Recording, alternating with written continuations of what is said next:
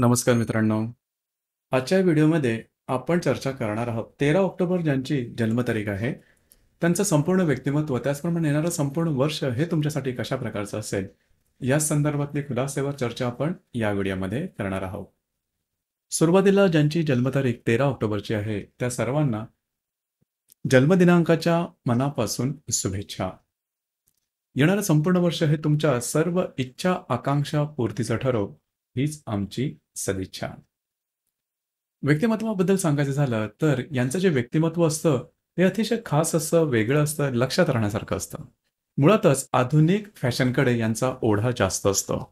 ही आधुनिक फॅशन कदाचित इतरांना वेगळी वाटेल, विचित्र सुद्धा वाटू शकेल, परंतु स्वतःला काय आवडतं, स्वतः आपण कुठल्या फॅशनमध्ये आपल्याला चांगलं राहायला आवडतं, हे यांना चांगलं समजतं.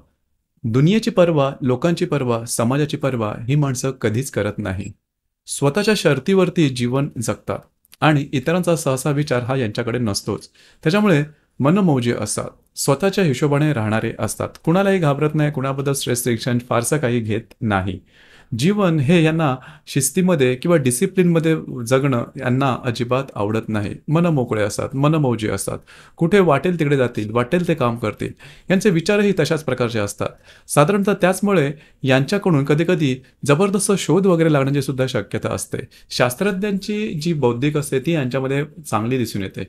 म्हणजे अशा गोष्टी की ज्या आतापर्यंत अस्तित्वात नाही आहेत त्या गोष्टींचा शोध घेणं, त्या गोष्टींमध्ये काम करणं आणि त्या गोष्टी जाणून घेणं हा प्रकार यांच्यामध्ये दिसून येतो. या व्यक्ती असतात ह्या कुठल्याही क्षेत्रामध्ये रमणाऱ्या असतात आणि साधारणतः आपण जीवनाबद्दलचे जे काही नियम लावतो ते यांच्या पचनी सहसा पडत नाही. यांचं वागणं बोलणं तसं पाहिलं तर थोडंसं वेगळं असतं, म्हणजेच इतरांपेक्षा थोडंसं वेगळं जाणवतं. विचारही तसे थोडे वेगळेच असतात. बोलणं किंवा वाणीबद्दल सांगायचं झालं तर बिनधास्त यांचे विचार असतात.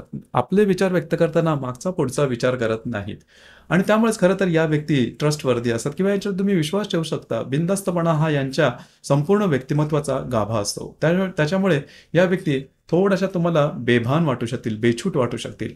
मात्र बोलणं त्यांचं तसं चांगलं असतं, टू द पॉइंट बोलणं असतं. बिनधास्तपणा हा यांच्या वागण्या बोलण्यात सर्वत्रच दिसून येतो. मुळात त्यांची बुद्धिमत्ता खूप चांगली असते. एखाद्या गोष्टीचा नीट विचार करणं, सारासार विचार करणं, सखोल विचार करणं, त्याच्या मुळातपर्यंत जाणं आणि काहीतरी नवीन शोधून काढणं हा भाग यांच्यामध्ये खूप चांगल्या प्रकारचा दिसून येतो. परंतु समाजापासून हे थोडेसे अलिप्त असतात, थोडेसे अलूफ ज्याला आपण म्हणतो तशा प्रकारचा भाग यांच्यामध्ये दिसून येतो. आपलं जे काम आहे ते व्यवस्थितपणे करत बसणं, जिद्दीनं चिकाटीने करत बसणं हा भाग यांच्यामध्ये खूप चांगला दिसतो आणि फार कमी वेळेमध्ये हे एखाद्या गोष्टीचा शोध लावतात किंवा एखाद्या गोष्टीच्या तळापर्यंत जातात आणि त्यामधलं नेमकं काय गोष्टी आहेत त्या समजून घेतात. जाती, परंपरा, रूढी या गोष्टी या व्यक्ती अजिबात मानत नाहीत किंवा त्याच्यामध्ये गुरफटून सुद्धा पडत नाही. त्यामुळे बिनधास्त मस्त मौला ज्याला आपण म्हणतो तशा प्रकारचं यांचं व्यक्तिमत्व दिसून येतं आणि त्यांचा विचार सुद्धा तसून दिसून येतात. कुणाच्या अपरोक्ष काही बोलणं, कुणाबद्दल काही वाईट बोलणं आणि उगाचच एकमेकांबद्दलची उणीधुनी काढणं हा प्रकार तर ह्यांच्या व्यक्तिमत्वास तुम्हाला शोधूनही सापडणार नाही. त्याच्यामुळे या व्यक्ती तसा पाहिलं तर ट्रस्टवर्दी असतात. इथे 2-3 गोष्टी आहेत, त्या गोष्टीकडे थोडंसं लक्ष देणं गरजेचं राहील.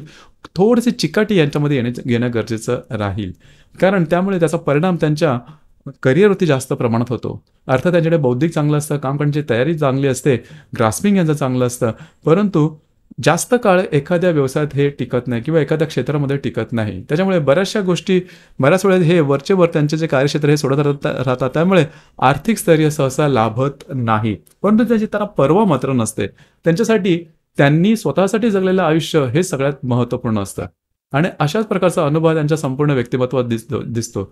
साधारणतः त्यांच्या या स्वभावाचा परिणाम त्यांच्या रिलेशनशिपवरती किंवा वैवाहिक जीवनावरती जास्त प्रमाणात झालेला दिसतो. रिलेशनशिपच्या बाबतीत सुद्धा रिलेशनशिपमध्ये येतीलही लवकर आणि जातीलही लवकर. त्याच्यामुळे रिलेशनशिप फार काही टिकवणं थोडंसं कठीण असतं आणि आधुनिक ज्या जीवनशैली असतात ते त्यांना पसंत पडतं. विवाहाच्या बाबतीत सुद्धा फार काही काळ बंधनामध्ये राहणं किंवा एखाद्यासाठी गोष्टी त्यांना कमिटमेंट करून अख्खं आयुष्य त्याच्यामध्ये घालवणं हा प्रकार त्यांच्या एकंदरीत वागण्या, बोलण्यात, विचारात बसणारा नाही. त्याच्यामुळे वैयक्तिक नातेसंबंधापासून सुद्धा हे थोडेसे लांब राहतात.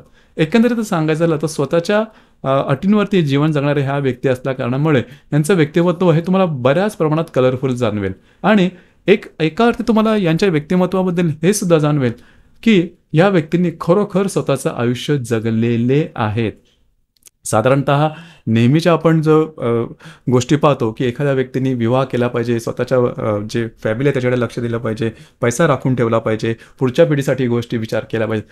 हा भाग तसा यांच्या व्यक्तिमत्वात सहसा दिसून येत नाही. कधी-कधी तर यांना व्यसनही फार लवकर लागतं आणि व्यसन सुटतंही फार लवकर. तर त्यामुळे यांच्या व्यक्तिमत्वाचा तुम्हाला नेमका अर्थ समजणं तसं थोडंसं कठीण होऊन बसतं. येणारं संपूर्ण वर्ष हे तुमच्यासाठी शुभफलदायी राहील. काही महत्त्वपूर्ण घडामोडी ज्या काही तुम्हाला अपेक्षित आहेत, त्या तुमच्या बाबतीत होऊ शकतील.